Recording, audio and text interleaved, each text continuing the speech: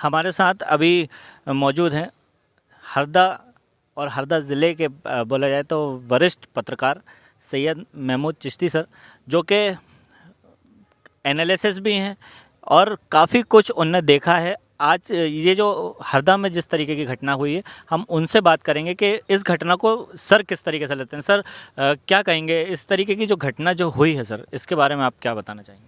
ये तो बड़ी हृदय विदारक और लोमहर्षक घटना है।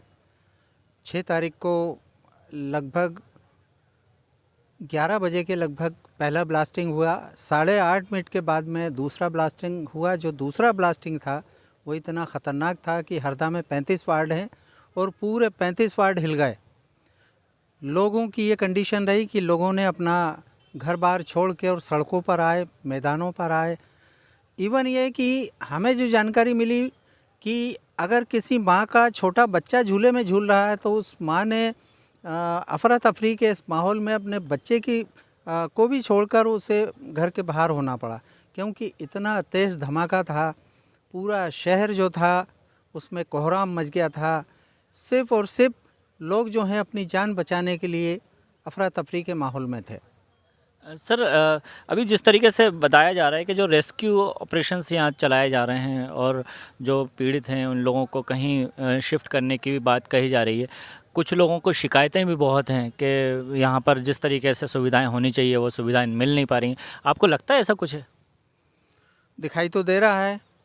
जिस तरह से यहाँ जो काम करने वाले लेबर थे वो बता रहे हैं कि यहाँ तलगर भी थे, उनमें भी लोग बैठकर काम करते थे, उनमें बारूद भी होता था। लेकिन वो बिल्डिंग जो तलघर वाली थी पूरी तरह नेस्त नाबूद हो चुकी हैं। 3-3 मंजिल की बिल्डिंगें थी जो गिरकर उस ज़मीन के बराबर आ गई हैं। तो वो मलबा तो जो है हज़ारों टन, वो बिल्डिंग जब टूटी तो उसका मलबा गिरा और तलघर भी जो है नेस्त नाबूद हो गया है। सर, अभी कुछ महिलाओं का ये भी कहना था कि वो लोग जब घरों में थे तो उन लोगों के जो सामान, मतलब जो घर का मटेरियल जो है वो भी काफ़ी डैमेज हुआ है। अब बोला जा रहा है कि प्रशासन जो है, शासन ने, सरकार ने जिस तरीके की घोषणाएं की हैं तो वो ये बताया गया है कि मृत्यु होने पर, घायल होने पर, लेकिन ये जो इन लोगों की जो नुकसान है तो इसकी भरपाई क्या हो सकता है?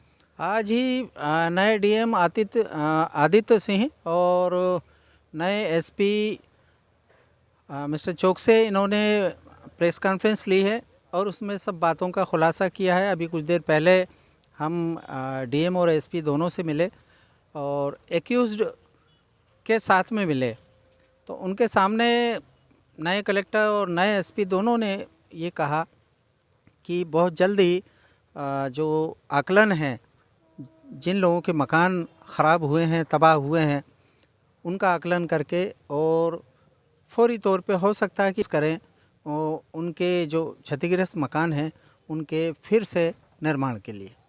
सर, एक चीज़ और भी बोली गई है कि क्योंकि यहाँ पर काफ़ी जो लोग जो रहते थे वो जो हैं वो मजदूरी से भी रिलेटेड हैं और छोटे-छोटे काम वो करते थे।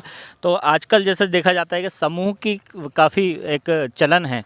तो वो समूह की किश्तें वग़ैरह ये सब चीज़ें हैं और उन लोगों के सामने, क्योंकि हमने कुछ लोगों से बात करी तो उन्होंने ये बताया कि हमारे सामने एक सबसे बड़ी दिक्कत ये है कि किश्तों का समय आ गया है।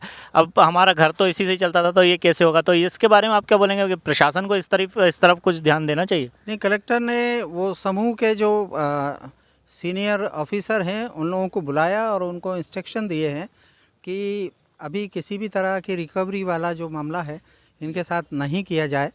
और जिस तरह से एक्टिविटी कलेक्टर की यहाँ इस मामले को लेकर दिखाई दे रही है, तो ऐसा लगता है कि लोगों की जो सोच है वो बहुत जल्द जो है वो चेंज हो जाएगी और सभी लोगों को जो नुकसान हुआ है उसकी भी भरपाई प्रशासन के माध्यम से हो पाएगी।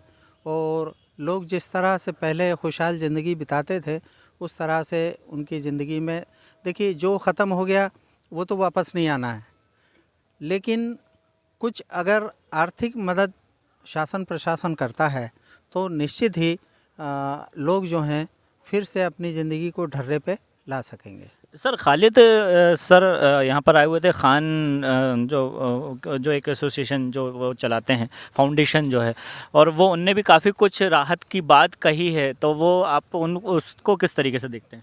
खालिद खान हरदा के ही मूल निवासी हैं और अच्छी फैमिली से बिलोंग करते हैं। उनके दादा यहाँ पर जो थे सिटी साहब कहलाते थे और अभी मालिक ने बहुत अच्छी तरह से उन्हें नवाजा है। भुवनेश्वर में उड़ीसा में उनका पारादीप लॉजिस्टिक करके बहुत बड़ी कंपनी है और शिपिंग कॉरपोरेशन जो है शिपिंग में वो काम करते हैं और मिलेनियर नहीं मल्टी मिलेनियर हैं। चूँकि हरदा की मिट्टी से उपजा हुआ शख्स है तो हरदा से ये जाहिर है कि लगाव होना लाजमी है। और उनकी टीम भी जिस दिन ये ब्लास्ट हुआ 6 तारीख को, तभी से उनकी टीम उनकी गैर मौजूदगी में भी यहाँ रेस्क्यू करते रही। लोगों के लिए खाना पानी कपड़े हर तरह की उन्होंने, और आज वो बजाते खुद हरदा है और हम लोगों से चर्चा की कि आप ये बताइए मीडिया के ज़रिए कि हमारी खान फाउंडेशन और कितना अच्छा से अच्छा यहाँ पर लोगों की मदद कर सकते हैं। मतलब सर अपन ये माने कि सामाजिक स्तर पे भी सामाजिक संस्था भी वो यहाँ पर सपोर्ट करने के लिए उतरी हैं। हाँ, वो हमने देखा कि जो एक दूसरे के धुर विरोधी हैं, जैसे आरएसएस हुआ या AIMIM हुआ या मुस्लिम समाज के लोग रहे, करनी सेना राजपूत समाज के लोग रहे, बिना किसी जात पात के, और लोगों ने हर एक की मदद करने का बीड़ा उठाया। इवन ये कि जो 125 के लगभग जो एम्बुलेंस आई थी बाहर से, 50 के लगभग जो वाटर टैंकर आए थे उनके जो ऑपरेटर हैं उन तक के खाने का और पानी का लोगों ने, चाय का लोगों ने यहाँ इंतज़ाम किया और हमने देखा, हमने भी उसको कवर किया। तो ये तो एक ऐसा शहर है जिसमें सन 1933 में राष्ट्रपिता महात्मा गांधी जब हरदा तशरीफ़ लाए थे तो उन्होंने इस शहर की आपसदारी और एकता को देखते हुए इसे हृदय नगर का खिताब देकर गए हैं, दिल वालों का शहर बता कर गए हैं, और उसी थीम को आज तक हम हरदा वालों ने संभाल के रखा हुआ है।